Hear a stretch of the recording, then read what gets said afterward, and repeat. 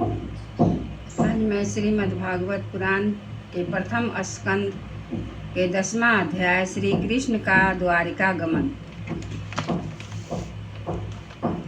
शौनक जी ने पूछा, धार्मिक शिरोमणि महाराज, युधिष्ठिर ने अपनी पैतृक संपत्ति को हड़प जाने के इच्छुक आतताइयों का नाश करके अपने भाइयों के साथ किस प्रकार से राज्य शासन किया और कौन कौन से काम किए, क्योंकि भोगों में जो उनकी प्रवृत्ति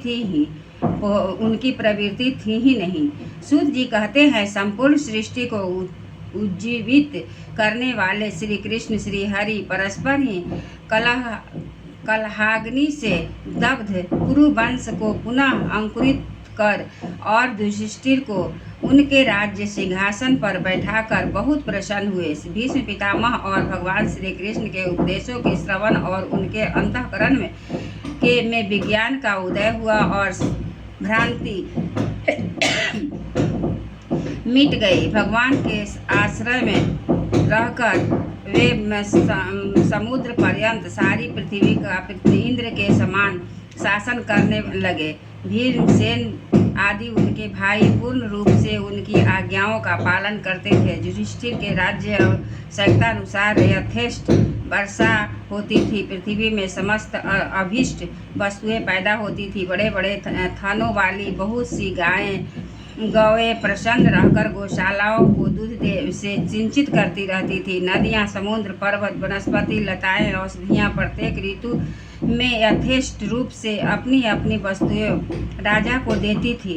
अजातशत्रु महाराज युधिष्ठिर के राज्य में किसी प्राणी को कभी भी आदि व्याधि अथवा दैविक, भौतिक और आत्मिक क्लेश नहीं होते थे।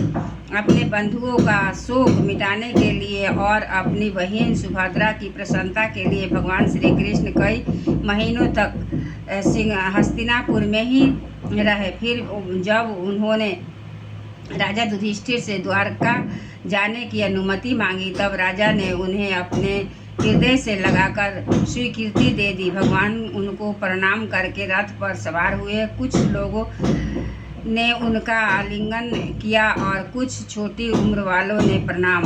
उस समय सुभद्रा, द्रौपदी, कुंती, उत्तरा, गांधारी, धृतराष्ट्र, जुजुत्सु, कृपाचार्य, नकुल, सहदेव, भीमसेन, धौम्य और सत्यवती आदि सब मूर्छित हो गए। वे शंखपाणि श्री कृष्ण का विरह नहीं सह सके।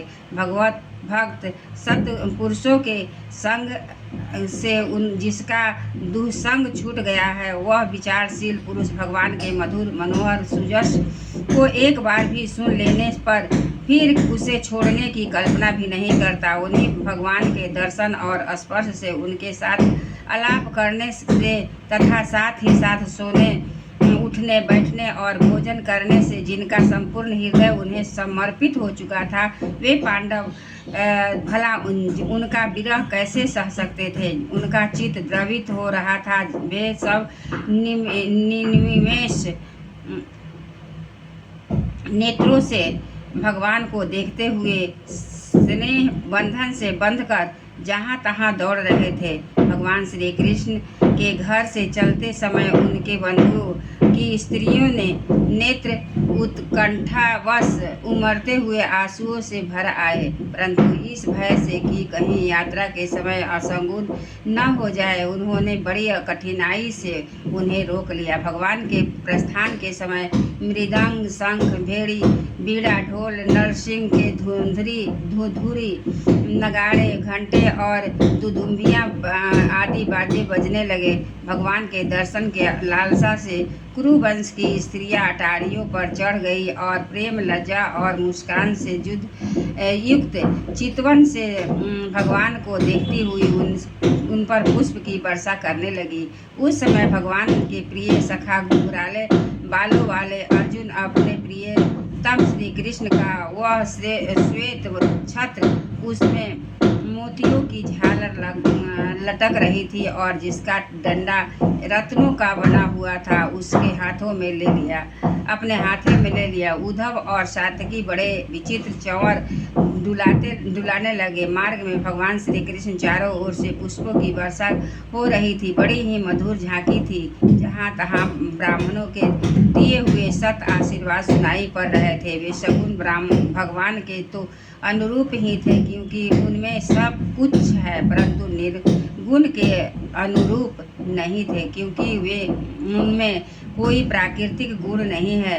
हस्तिनापुर की कुलीन रमणियाँ जिनका चित्त भगवान श्री कृष्ण में रम गया था, आपस में ऐसी बातें कर रही थी जो सबके कान और मन को आकृष्ट कर रही थी। वे आपस में कह रही थी, सखियों, ये वे ही सनातन परम पुरुष हैं जो प्रलय के समय भी अपने द्वितीय निर्विशेष स्वरूप में स्थित रहते हैं, और उस समय सृष्टि के मूल में तीनों गुण भी नहीं रहते। जगदम्बा जगत आत्मा ईश्वर में जीव भी लीन हो जाते हैं और महत्तावादी समस्त शक्तियाँ अपने कारण अव्यक्त में सो जाती है।